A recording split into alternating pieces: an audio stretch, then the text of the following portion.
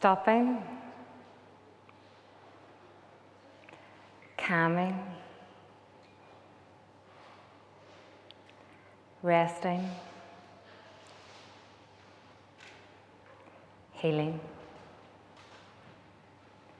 This is what I teach people. This is the miracle of mindfulness. Now, sitting up straight in your chair, uncrossing your legs,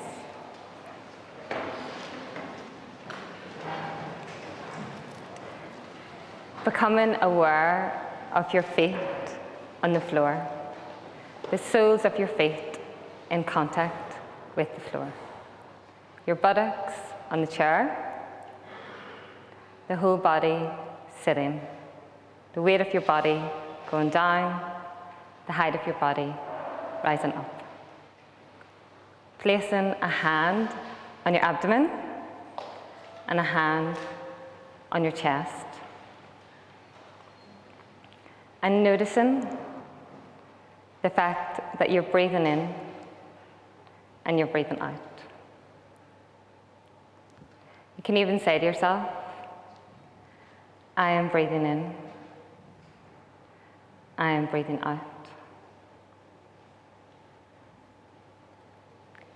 In, out, in, out.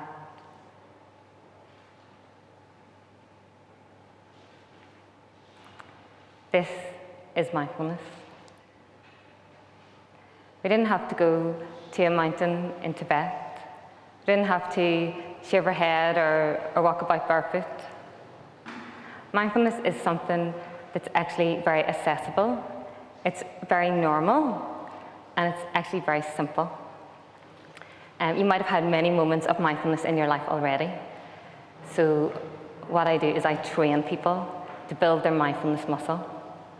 And what we were actually doing there is we were activating our parasympathetic nervous system, which is your rest and digest system, which is the opposite of the fight or flight.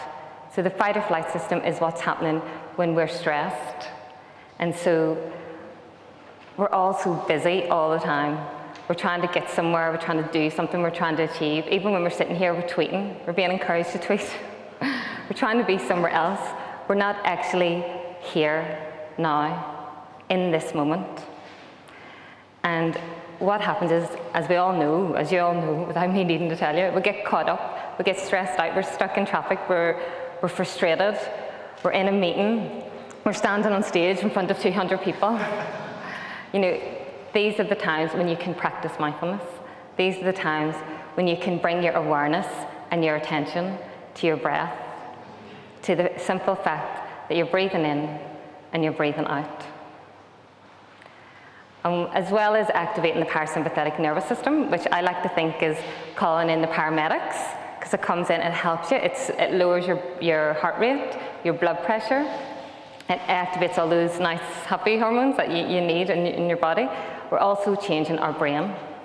So there's really good news. If you've never done mindfulness before and you're interested in trying it, there's something called neuroplasticity.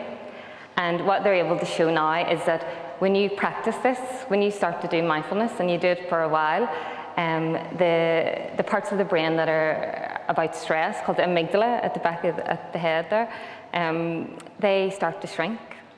And the parts of the brain at the frontal lobe here, which are about happiness and contentment, they can increase. They get thicker. So it's actually something that's been studied, clinical trials, science. There's been many trials with people who are depressed, people who are anxious, chronic pain, even helping people who have cancer. In fact, it's been shown to help slow the aging process, which I think everybody is interested in. So there's lots and lots of science behind it. So once again, sitting straight in your chair, feeling the feet on the floor, Noticing the inhale and the exhale. Coming in to this moment, here, now. Breathing in and breathing out.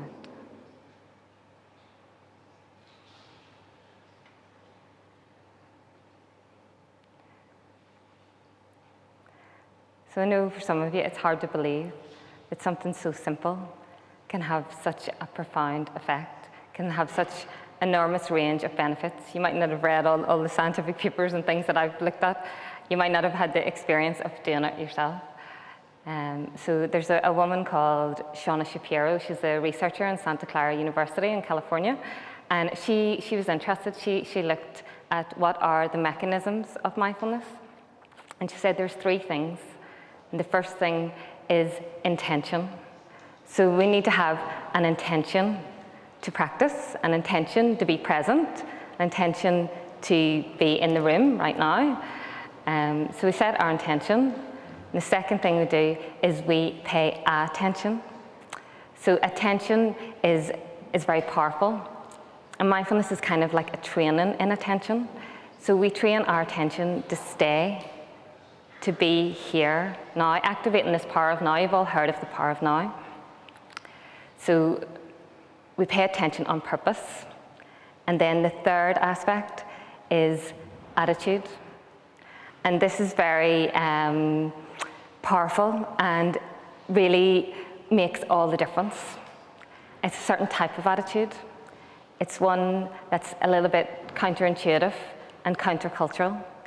And it's an attitude of kindness, of compassion for ourselves, and non-judgment.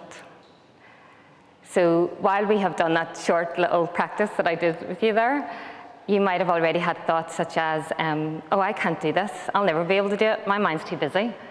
You might already been thinking about what you're having for dinner, or still about what somebody said earlier this morning.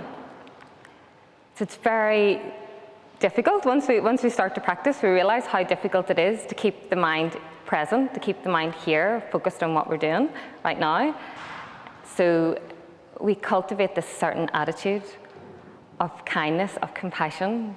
We start to understand that it's just the nature of the mind. It's not your mind, it's everybody's mind. All our minds are like this.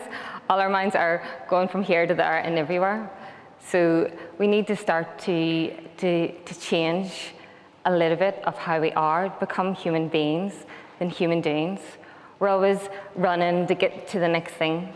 So it's about coming back, taking a little bit of time, a few moments.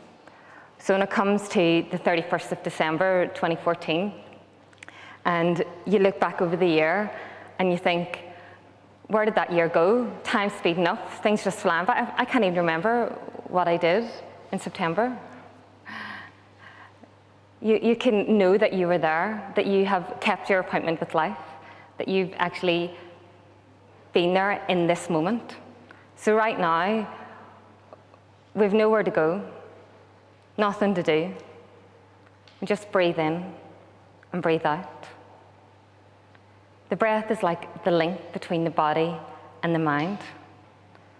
So when we practice this conscious breathing, we notice what's happening in the body and what's happening in the mind.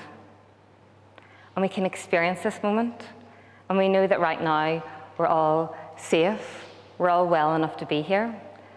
So even if you don't want to start a mindfulness practice and start taking 10 minutes a day to sit quietly, or stopping and breathing at the traffic lights instead of getting frustrated by them, you can practice this little thing that a lot of the neuroscience are now saying can also change your mind, can incline your mind towards happiness. The way our minds are at the minute, they're like Velcro for negativity, and they're like Teflon for positivity, and we want to increase the positivity. We want to dwell on the negative things and the complaining and things like that. So what happens when we come out of work, we might have had a stressful day, but there's a beautiful sunset. So instead of just walking on to the car, we can stop, we can look at the sunset, and we can breathe. Just 3 breaths, and take that in and feel that moment when you go home, when you're with your family and your children, and you're having a pleasant evening, you can actually notice this is a happy moment, and you can breathe, and you can feel it, and you can take like a mental Polaroid, a snapshot, and if you start to do that on a regular basis, you're starting to show up for your life, for the people in your life. You're starting to be mindful of what's happening, where you're going, and what you're doing. So for the last time, noticing the feet on the floor.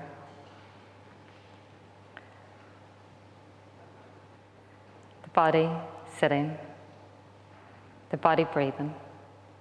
You don't have to try too hard. The body is being breathed. Breathing in here, breathing out now.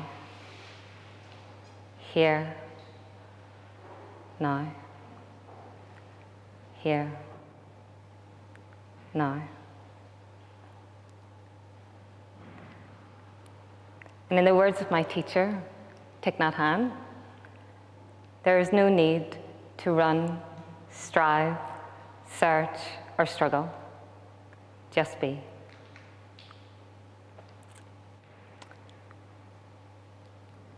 Stopping, calming, resting, healing. This is the miracle of mindfulness.